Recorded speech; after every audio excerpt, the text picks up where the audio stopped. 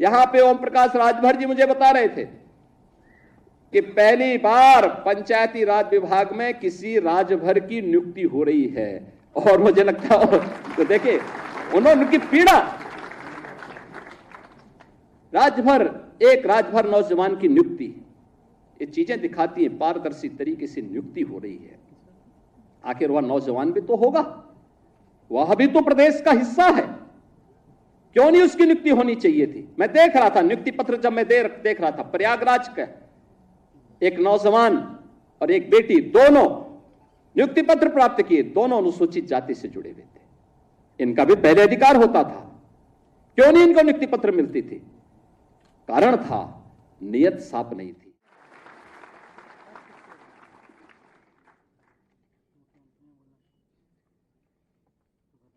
Mission रोजगार के अंतर्गत उत्तर प्रदेश शासन के 12 विभागों की लगभग 1400 इन नई नियुक्ति पत्र वितरण के लिए आयोजित आज के समारोह में प्रदेश सरकार में मंत्रिमंडल के मेरे वरिष्ठ सहयोगी उप मुख्यमंत्री श्री केशव प्रसाद मौर्य जी, प्रदेश के जल शक्ति मंत्री श्री स्वतंत्र देव सिंह जी, प्रदेश शासन के पंचायती राज अल्पसंख्यक कल्याण विभाग के मंत्री श्री ओम प्रकाश राजभर जी, लोक निर्माण विभाग के राज्य मंत्री श्री ब्रजेश सिंह जी, कृषि विभाग के राज्य मंत्री सरदार बलदेव सिंह ओलख जी, जल शक्ति विभाग के राज्य मंत्री श्री रामकेश निषाद जी, ग्राम्य विकास विभाग की राज्य मंत्री श्रीमती विजय लक्ष्मी गौतम जी, नगर विकास विभाग के राज्य मंत्री श्री राकेश राठौर गुरु जी, और आज के इस कार्यक्रम में उपस्थित प्रदेश के मुख्य सचिव श्री मनोज कुमार सिंह जी, सभी विभागीय अधिकारीगण, सफलतम अभ्यर्थी जो आज नियुक्ति पत्र प्राप्त कर रहे हैं, उनके अभिभावकगण और प्रदेश के वे सभी युवा ऊर्जा के हमारे नौ आगंतुक कार्मिक, उपस्थित बहनों और भाइयों, मैं सबसे पहले एक पारदर्शी और शुचितापूर्ण प्रक्रिया के माध्यम से नियुक्ति पत्र प्राप्त कर रहे सभी अभ्यर्थियों को हृदय से बधाई देता हूं, उनके अभिभावकों का हृदय से अभिनंदन करता हूं। मैं धन्यवाद देता हूं अधीनस्थ सेवा चयन आयोग को, जिन्होंने निष्पक्ष और पारदर्शी तरीके से इन 12 विभागों की नियुक्ति की प्रक्रिया को एक समय सीमा के अंदर पूरा करते हुए प्रदेश के इन युवा ऊर्जा के प्रतीक, इन प्रतिभाशाली युवाओं को उत्तर प्रदेश शासन का विभिन्न विभागों का हिस्सा बनाया है।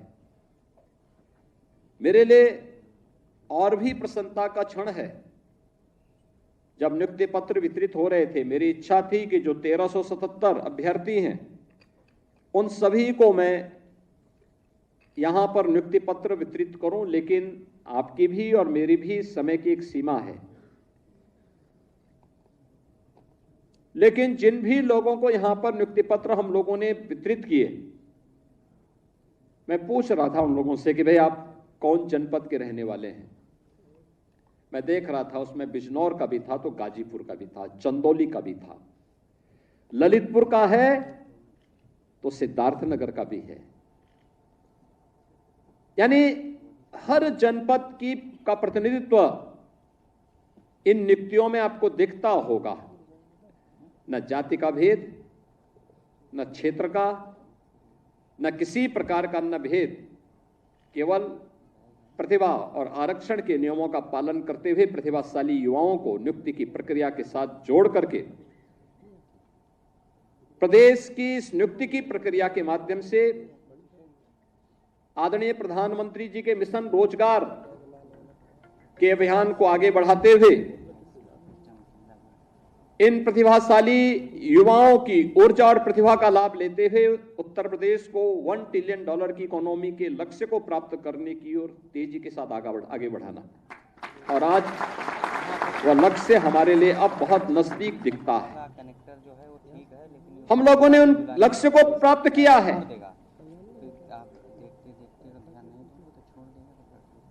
बहनों और भाइयों, पिछले 7-7.5 वर्ष के अंदर नियुक्ति की जो प्रक्रिया में पारदर्शिता और सुचितापूर्ण तरीके से कार्रवाई आगे बढ़ी है।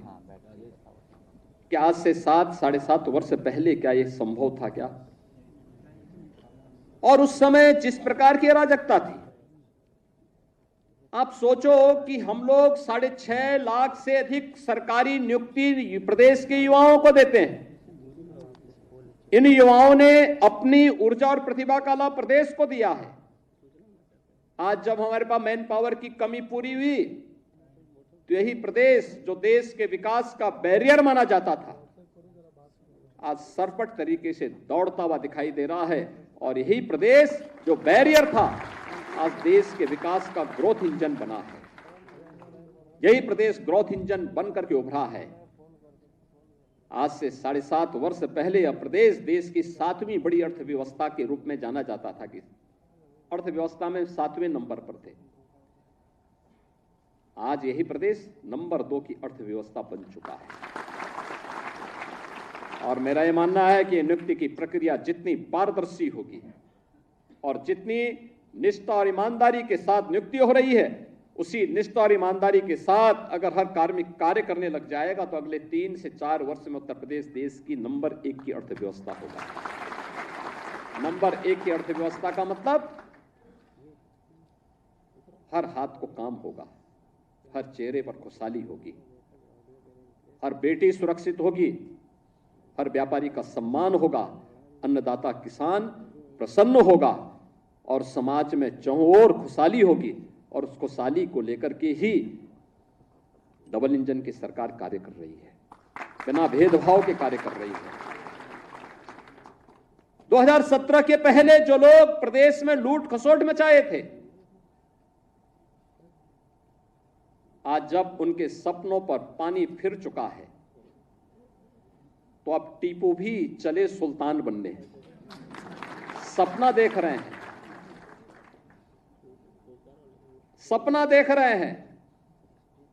आपने देखा होगा ना, आज से 8-10 वर्ष पहले एक धारावाहिक आया था, मुंगेरी लाल के हसीन सपने। सपना देखना, वैसे भी इन लोगों को सपने ही दिखाई देते हैं। सपने देखने की इन लोगों की आदत रही है, क्योंकि तब जब जनता ने इन्हें अवसर दिया था, तब उन्होंने प्रदेश के युवाओं के भविष्य के साथ खिलवाड़ करने में कोई गुरेज नहीं की थी। पहचान का संकट खड़ा किया था, पहचान का संकट खड़ा किया था प्रदेश के सामने, युवाओं के सामने, व्यापारियों के सामने, यहां के उद्यमियों के सामने। और इन युवाओं के भविष्य के साथ खिलवाड़ किया था। आज तो मैं देख रहा था, ये युवा आज तो चाहे वह किसी भी जिले का हो, आज नियुक्ति प्राप्त करने का अधिकारी दिखता है, बेझिझक आ सकता है। और इसलिए मैं कह रहा हूं कि आपकी प्रतिभा है, आप सिलेक्शन हो गए। आप में क्षमता थी, आपका सिलेक्शन हो गया, कोई आपके मार्ग में बैरियर नहीं बना। और आपकी योग्यता और क्षमता के बाद भी अगर कोई बैरियर बनता, तो उसी बैरियर को हटाने के लिए तो हम लोग हैं, ये मंच है, उसी बैरियर को हटाने के लिए हम लोग यहां पर आए हैं। और आगे भी हम इस बात के लिए आश्वस्त करते हैं प्रदेश की युवाओं को कि उनकी योग्यता और क्षमता के सामने अगर कोई बैरियर बनेगा, उस बैरियर को हटाएंगे उस बैरियर को तोड़ेंगे और जो लोग फिर भी बेईमानी और भ्रष्टाचार फैलाएंगे तो उनकी संपत्ति को कुड़क करके गरीबों में वितरित करने का काम भी करेंगे, कोई गुरेज नहीं करेंगे। लेकिन जिन लोगों को अवसर मिला उन्होंने पहले पहचान का संकट खड़ा किया अपनी अराजक गतिविधियों से, अपने भ्रष्टाचारी गतिविधियों से, और फिर प्रदेश को दंगों की आग में झोंकने का काम भी किया था। प्रदेश के शांतिपूर्ण और सौहार्दपूर्ण माहौल को आपस में ही लड़ाने का काम किया। पहले जाति जाति को लड़ाया, फिर वर्ग, मत और मजहबों को आपस में ही भिड़ाने का काम किया। महीनों महीनों दंगों की आग में झुलसता रहा उत्तर प्रदेश। तो उत्तर प्रदेश जब शांति और सौहार्द नहीं रहेगा, कोई निवेश क्यों करेगा? विकास कैसे हो पाएगा? पहचान का संकट खड़ा होगा, हर तबके का व्यक्ति तबाह होगा। और आज ये लोग फिर से अपना रंग और रोगन बदल करके फिर नए रूप में आपके सामने प्रदेश की जनता को गुमराह करने के लिए फिर से आना चाहते हैं। बुलडोजर पे हर एक व्यक्ति के हाथ नहीं फिट हो सकते, इसके लिए दिल और दिमाग दोनों चाहिए, दिल और दिमाग दोनों चाहिए। बुलडोजर जैसी क्षमता और दृढ़ प्रतिज्ञा जिसमें हो वही बुलडोजर चला सकता है। दंगाइयों के सामने नाक रगड़ने वाले लोग बुलडोजर के सामने वैसे ही पस्त हो जाएंगे। और इसीलिए मैं आप सबसे कहना चाहता हूं कि प्रदेश सरकार ने जो प्रक्रिया अपनाई है पारदर्शी तरीके से, अपेक्षा भी हम यही रखते हैं। जनता से जुड़े हुए कोई भी कार्य कोई देर नहीं होनी चाहिए। ईज ऑफ लिविंग के लक्ष्य को प्राप्त करना, ईज ऑफ डूइंग बिजनेस जब हम लोग आए थे, यानी व्यवसाय की सुगमता जब हम लोग आए थे 17 में 14वें नंबर पर उत्तर प्रदेश था। आज हम अचीवर स्टेट हैं। 1 और 2 की लड़ाई में उत्तर प्रदेश आज आगे बढ़ रहा है, तेजी के साथ आगे बढ़ रहा है। हमने रिफॉर्म किए, प्रदेश को आगे बढ़ाया। आज परिणाम था, जिस उत्तर प्रदेश में कोई निवेश करने नहीं आता था, 40 लाख करोड़ रुपए के निवेश के प्रस्ताव उस उत्तर प्रदेश को प्राप्त हुए हैं। 40 लाख निवेश के प्रस्ताव का मतलब सीधे सीधे 1.5 करोड़ नौजवानों को नौकरी। अनुमान करिए, पहले कोई निवेश करता नहीं था, जो उद्योग थे वे अपना बंद करके भाग रहे थे। आज 1.5 करोड़ नौजवानों को इस निवेश के माध्यम से नौकरी मिलेगी, नए रोजगार के सृजन होंगे। परंपरागत उद्यम जो बंद हो रहा था दंगों के कारण, अराजकता के कारण, गुंडागिर्दी के कारण, यह उद्योग फिर से पुनर्जीवित हो गया है। 1 डिस्ट्रिक्ट 1 प्रोडक्ट के माध्यम से पूरे देश का एक ब्रांड बन गया। हर जनपद का अपना प्रोडक्ट है। इसने लाखों लोगों को कार्य दिया है, नए रोजगार का सृजन किया है। प्रदेश में लगातार इनके माध्यम से आज विकास की प्रक्रिया के साथ हम आगे बढ़े हैं। कनेक्टिविटी बेहतर हुई है, एक्सप्रेसवे के रूप में, इंटर स्टेट कनेक्टिविटी के रूप में, जनपद मुख्यालयों को 4 लेन के साथ जोड़ा गया है। यह वही प्रदेश है जिसमें वेतन देने के लिए पैसा नहीं था। आज हम रेवेन्यू सरप्लस स्टेट के रूप में देश के सामने सबसे बड़ी आबादी है। वेतन की कोई समस्या नहीं, भत्तों की कोई समस्या नहीं, विकास के लिए किसी भी पैसे की किसी प्रकार की कोई कमी नहीं है। हम सड़क भी बना रहे हैं, बिजली भी पहुंचा रहे हैं, जनता के लोक कल्याणकारी कार्यक्रम को भी आगे बढ़ा रहे हैं। 1 करोड़ परिवार तो ऐसे हैं जिनको 12,000 रुपए सालाना पेंशन की सुविधा डबल इंजन की सरकार प्रदान कर रही है। ये तभी कर पा रहे हैं जब प्रदेश के पास पैसा है। भीख मांग के दान नहीं दिया जाता है, ये जब क्षमता है तब सरकार इसको कर पा रही है। कन्या सुमंगला योजना के माध्यम से बेटी के जन्म लेने से लेकर के स्नातक तक की पढ़ाई के लिए 25,000 रुपए सरकार उपलब्ध करवा रही है। इसलिए क्योंकि प्रदेश के पास पैसा है। सामूहिक विवाह योजना के माध्यम से बेटी की शादी के लिए प्रदेश सरकार पैसा उपलब्ध करवा रही है। बिना भेदभाव के उपलब्ध करवा रही है। इसलिए क्योंकि प्रदेश के पास पैसा है।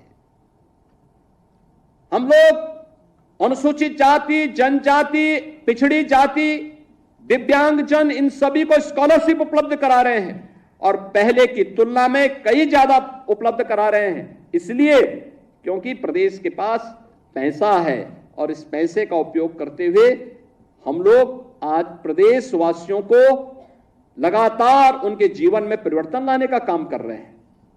बहनों और भाइयों, यह सरकार की, चाहे वह विकास के कार्य हो, चाहे वह लोक कल्याणकारी कार्य हो, चाहे वह प्रदेश सरकार के द्वारा एयर कनेक्टिविटी को बेहतर करने की दिशा में किया गया प्रयास हो। पहले प्रदेश में जब दंगे होते थे, अराजकता थी, तो एयर कनेक्टिविटी जोड़ के करेंगे क्या? हवाई जहाज से आएगा कौन? कोई नहीं आता था। आज तो 2 एयरपोर्ट से हम 9 एयरपोर्ट को तो क्रियाशील कर चुके हैं। 10 नए एयरपोर्ट पे हमारे कार्य चल रहे हैं। जो एयरपोर्ट 9 चल रहे हैं, इनमें से 4 तो इंटरनेशनल एयरपोर्ट हैं। 5वां भारत का सबसे बड़ा एयरपोर्ट भी हम उत्तर प्रदेश के अंदर जेवर में बना रहे हैं। आखिर यह काम लंबे समय तक प्रदेश में शासन करने वाली कांग्रेस, समाजवादी पार्टी या बहुजन समाजवादी पार्टी क्यों नहीं कर पाई? इंफ्रास्ट्रक्चर क्यों नहीं दे पाए? ये तो बिजली देने में भेदभाव करते थे। ये लोग तो सड़क बनाने में भेदभाव करते थे। ये लोग तो नौजवानों को नौकरी देने में भेदभाव करते थे। कोई कल्पना भी नहीं कर सकता। मैं भी बैठा हुआ था यहां पे, ओम प्रकाश राजभर जी मुझे बता रहे थे कि पहली बार पंचायती राज विभाग में किसी राजभर की नियुक्ति हो रही है। और मुझे लगता है तो देखे उन्होंने उनकी पीड़ा, एक राजभर नौजवान की नियुक्ति, ये चीजें दिखाती हैं पारदर्शी तरीके से नियुक्ति हो रही है। आखिर वह नौजवान भी तो होगा, वह भी तो प्रदेश का हिस्सा है। क्यों नहीं उसकी नियुक्ति होनी चाहिए थी? मैं देख रहा था नियुक्ति पत्र, जब मैं देख रहा था, प्रयागराज का एक नौजवान और एक बेटी, दोनों नियुक्ति पत्र प्राप्त किए, दोनों अनुसूचित जाति से जुड़े हुए थे। इनका भी पहले अधिकार होता था, क्यों नहीं इनको नियुक्ति पत्र मिलती थी? कारण था नियत साफ नहीं थी। चाचा और भतीजे में होड़ लगती थी वसूली को लेकर के, कौन कितना वसूल कर ले। एरिया बटे हुए थे। मैं देख रहा हूं ना इस समय कुछ आदमखोर भेड़िया प्रदेश के अंदर अलग अलग जनपदों में उत्पात मचा रहे हैं।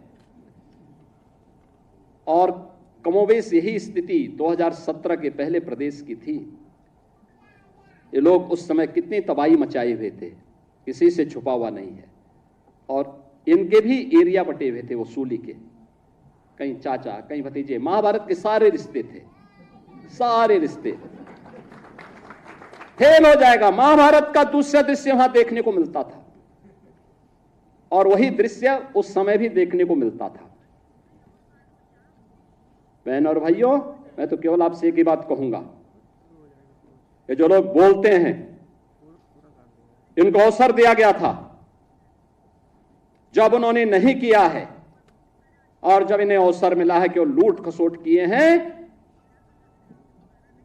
तो इनको फिर से ये लोग कुछ भी बोले, कभी विश्वास करने की आवश्यकता नहीं।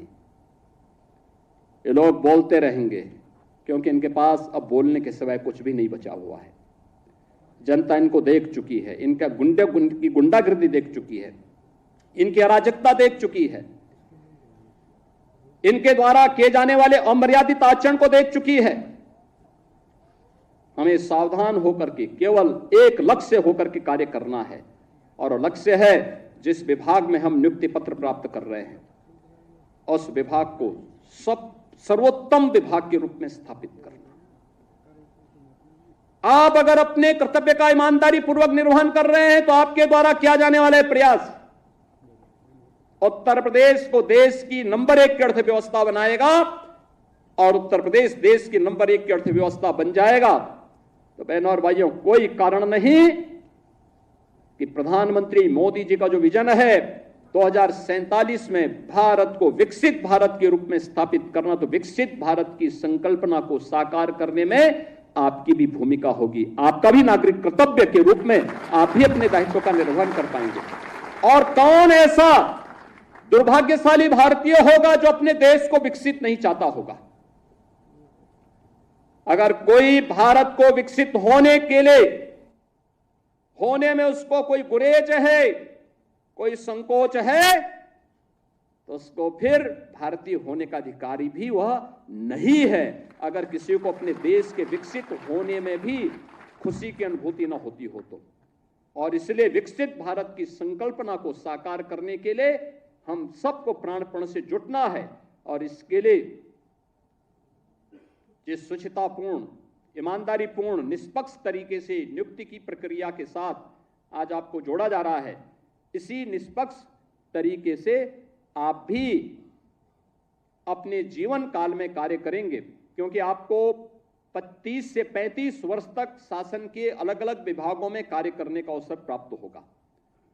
और उन 30 से 35 वर्षों का जो आपके जीवन का कार्यकाल होगा, वह इस बात पर निर्भर करेगा कि आपने कितनी निष्ठा के साथ, कितनी त्वरित गति के साथ अपने कार्यों का निर्वहन किया है। और जब आप 30-35 वर्ष के बाद अपनी सेवा में निवृत्त होंगे, तब तक हमारा देश एक विकसित भारत के रूप में स्थापित होगा। विकसित भारत जिसमें भारत की हर नागरिक के चेहरे पर खुशहाली होगी, सीमाएं सुदृढ़ और भी सुदृढ़ होंगी, भारत दुनिया का नेतृत्व कर रहा होगा। उस विकसित भारत की संकल्पना के लिए समर्पित भाव के साथ हम सबको कार्य करना है। मैं एक बार फिर से आपके सभी जो 1334 हमारे अभ्यर्थी आज यहां पर नियुक्ति की प्रक्रिया के साथ जुड़े हैं, आप उनके सभी अभिभावकों का मैं अभिनंदन करता हूं। उनके सपने साकार हो रहे हैं। अधीनस्थ सेवा चयन आयोग ने इस प्रक्रिया के माध्यम से, पारदर्शी नियुक्ति की प्रक्रिया के माध्यम से उन्हें नियुक्ति पत्र वितरित किया है, ये वितरण किया जा रहा है। सभी सफल अभ्यर्थियों को मैं हृदय से बधाई देता हूं। अधीनस्थ सेवा चयन आयोग के सभी अधिकारियों को भी हृदय से धन्यवाद देते हुए आप सबके प्रति अपनी शुभकामनाएं देता हूं और विश्वास करता हूं कि आप विभाग में सर्वोत्तम करने का प्रयास करेंगे। आप सबके प्रति मेरी शुभकामनाएं। धन्यवाद। जय हिंद।